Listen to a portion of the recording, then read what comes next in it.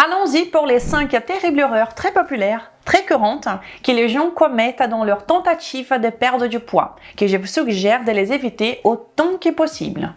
Et de faire différemment, comme je vais vous l'expliquer aujourd'hui, d'accord? Car en évitant ces 5 erreurs si communes qui conduisent de plus en plus de gens à échouer et à se frustrer inutilement, vous pourrez peut-être enfin ouvrir la porte à une combustion naturelle et durable des graisses. Je vais donc commencer tout de suite avec la première terrible erreur pour que vous restiez attentifs ici. Et notez aussi que peut-être la 5e erreur est la plus absurde de toutes. Alors, restez bien concentrés. La première terrible erreur que je vois se produire tout le temps est de faire trop d'exercices. Faire trop d'exercices pour maigrir. Comment ça, Renata? Dernièrement, en parlant avec une amie qui me demandait des conseils pour la perte de poids, je l'ai remarqué encore une fois. Elle me disait qu'elle allait s'inscrire à la salle de sport, qu'elle allait commencer à courir et à faire des randonnées pour y arriver. Littéralement, toute sa mentalité était axée sur l'idée de faire plus d'exercices. Et dans le cas de la perte de poids, cela peut être une énorme erreur et la plupart des gens ne comprennent pas cela. Toute l'industrie du fitness est gigantesque.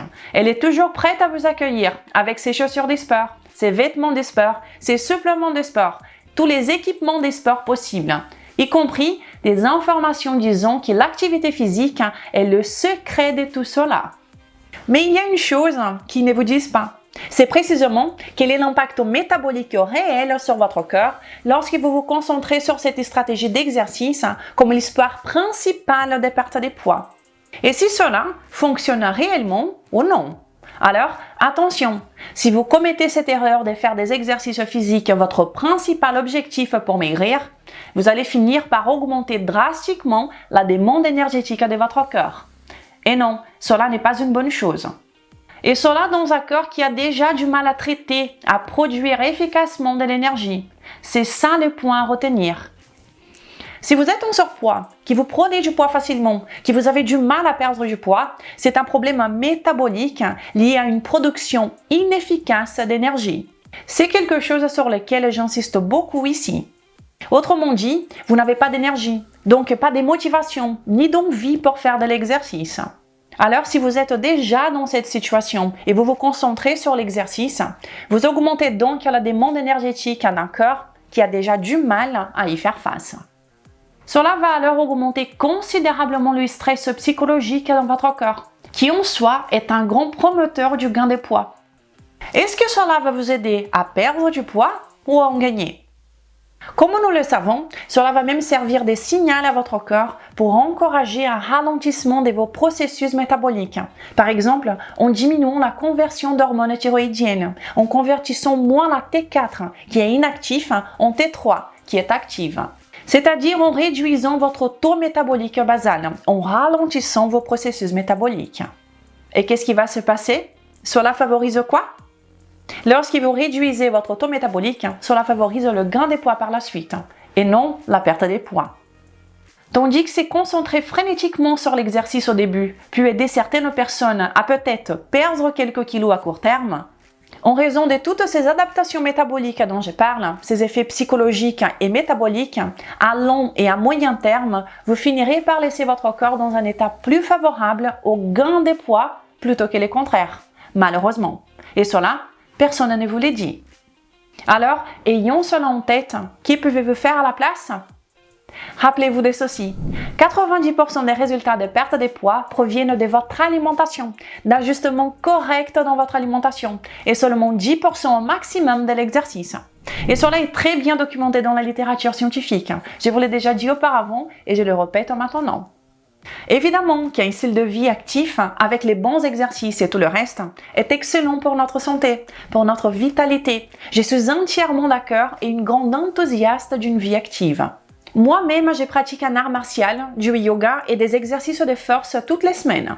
Mais ici, je vous parle du grand piège de vous concentrer sur l'exercice dans l'espoir de favoriser davantage la perte de poids, d'accord? En fait, les exercices qui seraient les plus indiqués pour la perte de poids, si c'est votre objectif, seraient des activités commençant par une marche relaxante, comme je dis ici souvent, qui est un exercice qui vous aide beaucoup métaboliquement. Pas pour les calories qui vous brûlez. Oubliez ces discours sur les calories, mais pour l'impact métabolique que la marche vous apporte pendant les processus de perte de poids. Et aussi des exercices de résistance et de force qui défient vos muscles de manière naturelle, qui stimulent vos muscles avec résistance. Cela peut également beaucoup aider pendant la perte de poids si vous voulez améliorer ce qui est déjà bon, ce qui est déjà en cours grâce à votre alimentation. Souvenez-vous, 90% du résultat viendra des corrects ajustements dans votre alimentation. Passons maintenant à la deuxième terrible erreur que vous devriez éviter. Cela va vous aider. Mais avant, si vous êtes nouvelle ici, je m'appelle Renata Barcelos. Je suis chercheuse indépendante en sciences de la nutrition et créatrice de la seule méthode métabolique de perte de poids, l'accélérateur maigrir définitivement.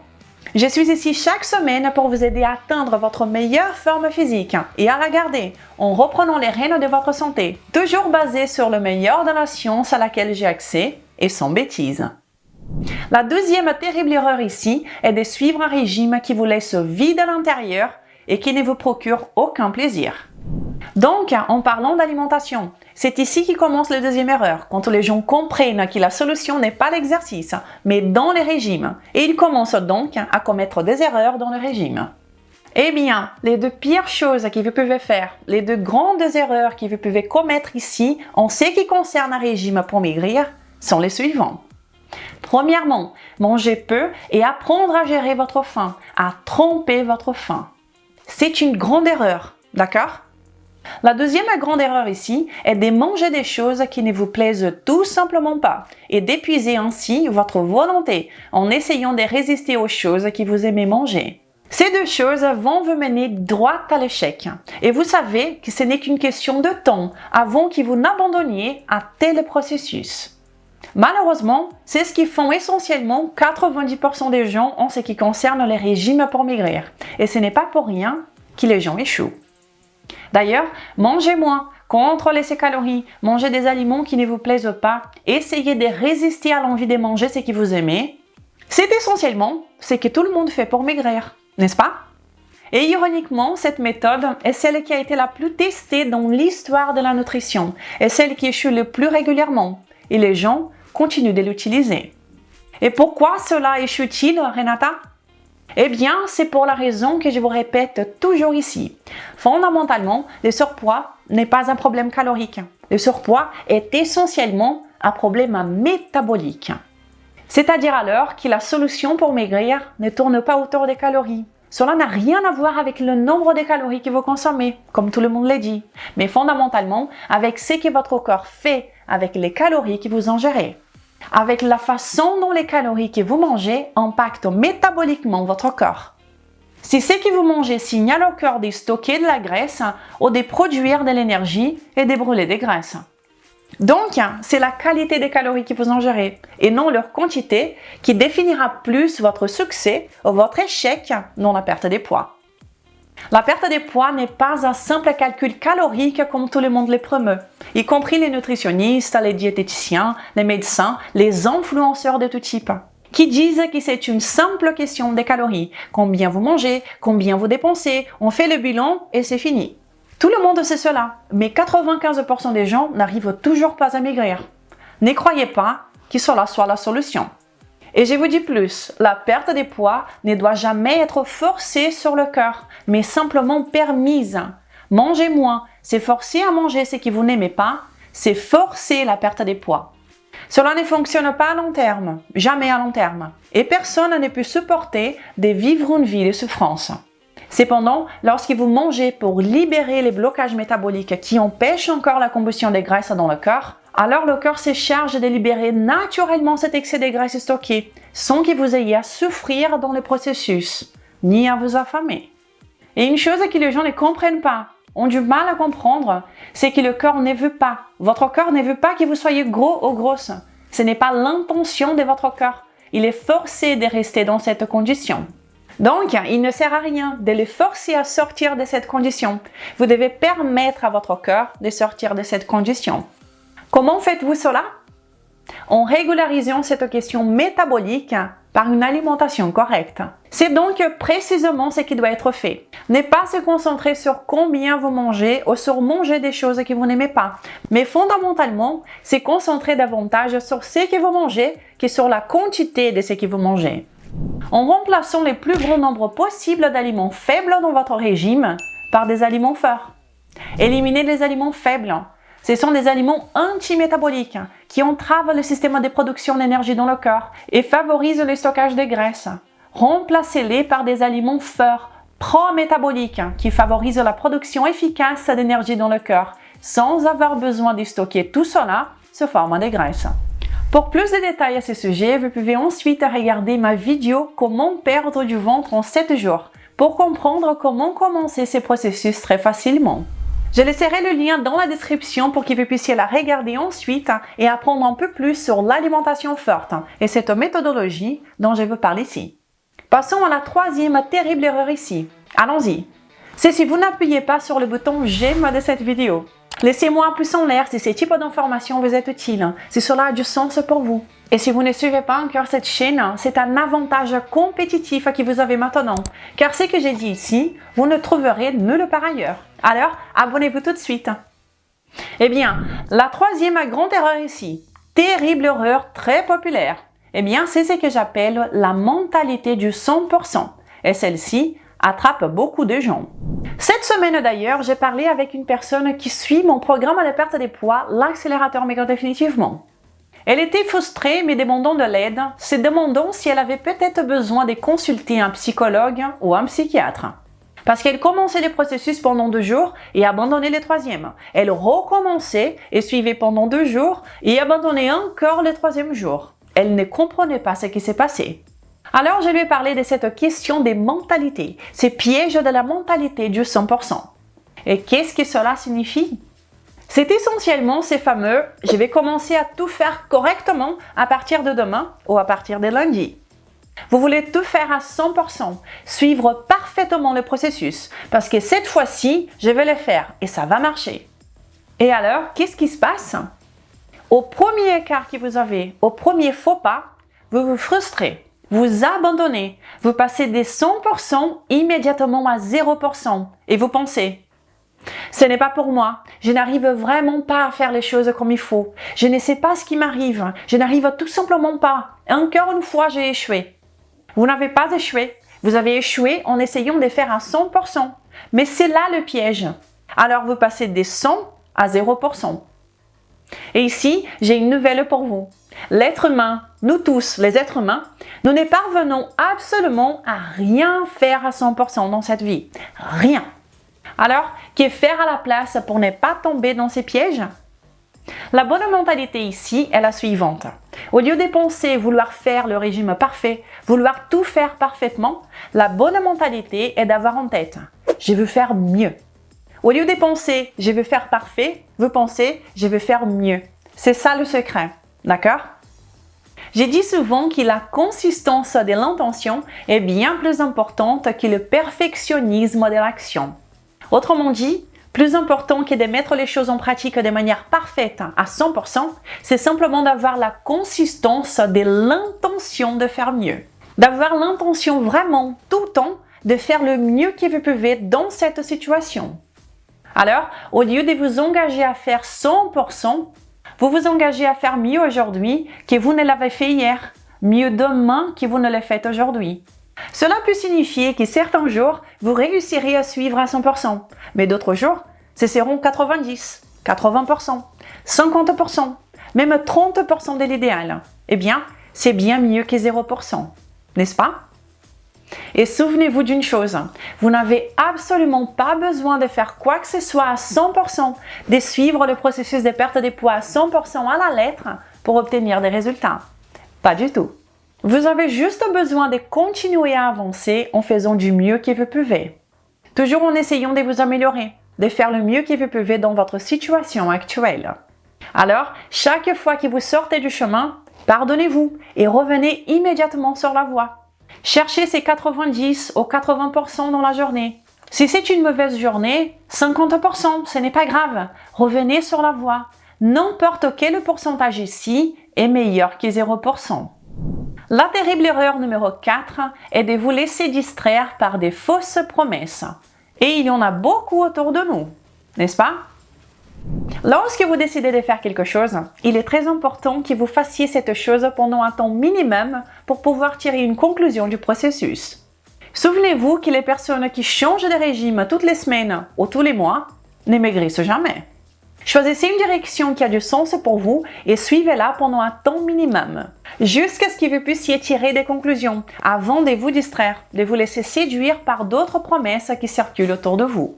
Par exemple, si vous décidez de tirer de votre alimentation les graisses végétales industrielles, les graisses faibles dont je vous parle toujours ici, qui sont les huiles de soja, des maïs, des tournesols, des colzas et absolument toute la margarine. Cela va certainement beaucoup vous aider à perdre du poids. Je vous en parle beaucoup ici, n'est-ce pas? Donc, si vous décidez de faire cela, je vous suggère de le faire au moins pendant un mois pour essayer de tirer une conclusion sur la façon dont vous vous sentez, les résultats que vous obtenez avec ce type de choses. Et cela vous aidera à éviter de prendre de mauvaises décisions et de tirer de mauvaises conclusions ou de tomber dans les baratins des influenceurs et d'autres opinions très convaincantes, certes, qui défendent ces toxines industrielles par exemple, ok? Ces gens qui disent du mal des bonnes graisses fortes, ancestrales et originales qui ont toujours été consommées par notre espèce et promeuvent à la place ces graisses industrielles qui n'ont jamais fait partie de notre alimentation auparavant. J'ai d'autres vidéos à ce sujet si vous voulez apprendre davantage, mais c'est quelque chose que vous pouvez faire pour vous et qui vous sera très bénéfique. Malheureusement, la nutrition de nos jours est devenue une vraie tour de Babel où tout est dit et on comprend de moins en moins de choses, n'est-ce pas? Choisissez une stratégie et suivez-la pendant au moins un mois avant de changer de route, ok? Passons à la 5e. La terrible erreur numéro 5 ici, eh bien celle-ci est sérieuse. C'est de tomber dans les baratins de penser que les aliments anciens sont la cause des maladies modernes. Nous devenons fous au point de commencer à penser cela. Et ce genre de croyance provient des personnes dont nous aurions le moins soupçonné qu'elles puissent penser ainsi, qui sont des personnes qui sortent de l'université, des nutritionnistes, des diététiciens, des médecins, etc. Des personnes très bien éduquées qui, de nos jours, croient que ces aliments originaux, ancestraux, sont la cause des maladies qui n'existent que maintenant, à l'époque moderne. Les directives alimentaires, les recommandations traditionnelles de santé que nous entendons des gouvernements, des magazines et tout le reste, non seulement en France, mais aussi d'autres pays. À mon avis, elles sont tellement erronées, mais tellement erronées, que les gens s'en sortiraient beaucoup mieux en faisant exactement le contraire de ce qu'elles suggèrent, plutôt qu'en suivant simplement ce qui est dit. Il suffit de regarder l'état actuel de santé publique dans le monde, ou en France, où la moitié de la population est en surpoids. Presque 20% des jeunes de 6 à 17 ans sont en surpoids, et de plus en plus d'enfants de 0 à 5 ans sont en surpoids. La population a été instruite pendant des décennies à limiter les aliments ancestraux et naturels qui ont toujours été consommés pendant des générations et des générations qui étaient bien plus saines que notre génération actuelle. Des aliments comme la viande rouge, les produits laitiers de qualité, comme le beurre, les œufs, le miel, les fruits sucrés et même le sel. Et ils nous disent à la place de prioriser la consommation des choses comme essentiellement du fourrage, n'est-ce pas? Qui sont des feuilles, des tiges, des légumes, des graines, des protéines végétales, des laits végétaux, des huiles industrielles de cuisine et des margarines, des grains entiers de digestion difficile, des cochonneries véganes et un tas d'autres choses qui n'ont jamais été largement consommées par aucune population dans le monde.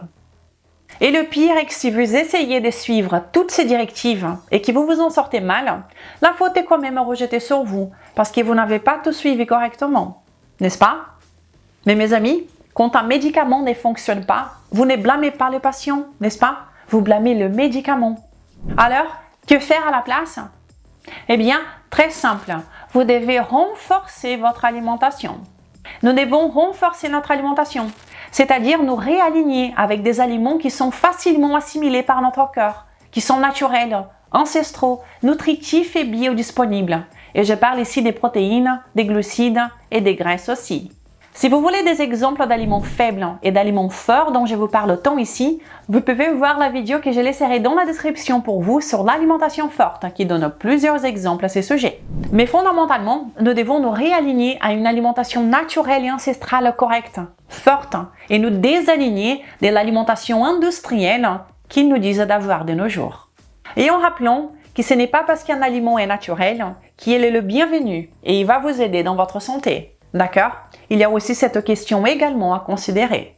Il y a plusieurs aliments naturels qui ne nous aident pas métaboliquement.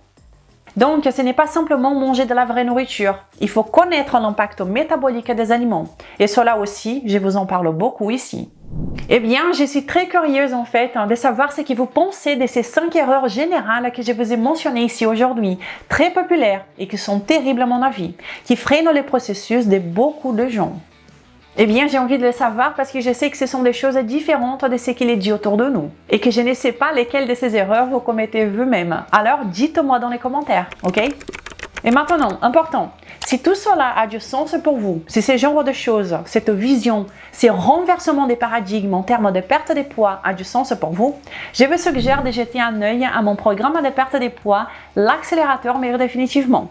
Parce qu'il est aussi complètement différent de ce que vous connaissez. Et c'est bien pour cela qu'il génère des résultats également complètement différents de ce à quoi vous êtes habitué. C'est le programme pas à pas qui vous aide, un petit pas à la fois, tout mâché pour vous, avec des listes complètes d'aliments, des menus, des exemples de mes propres repas, des recettes pratiques et faciles à suivre. Et absolument tout ce dont vous avez besoin pour conquérir, une bonne fois pour toutes, la perte de poids en résolvant la racine du problème. Et en suivant ces conseils, vous voyez des résultats bizarres se produire dans la glace, comme le montre le cas de succès d'aujourd'hui. Merci Renata, grâce à toi, moins 15 kilos, stabilisé et en forme. Un grand bravo à vous pour ces super résultats, je vous félicite. Alors les amis, si cela a du sens pour vous, si votre priorité est la perte de poids, alors jetez un œil sur accélérateur-md.fr. Je laisserai le lien ici dans la description pour que vous puissiez y jeter un coup d'œil. Je vous laisserai aussi d'autres liens pour d'autres vidéos que j'ai mentionnées pendant celle-ci pour que vous puissiez regarder par la suite, ok? Dites-moi ce que vous avez pensé de ces erreurs et on se parle dans la prochaine vidéo. Ah, mais avant, si cette vidéo vous a été utile, n'hésitez pas à la partager amplement, à me laisser un commentaire, à me laisser votre pouce en l'air, car toutes ces actions m'aident énormément avec ce travail que je fais ici toutes les semaines. Je vous remercie déjà, je vous souhaite une belle journée et un incroyable week-end. Ciao!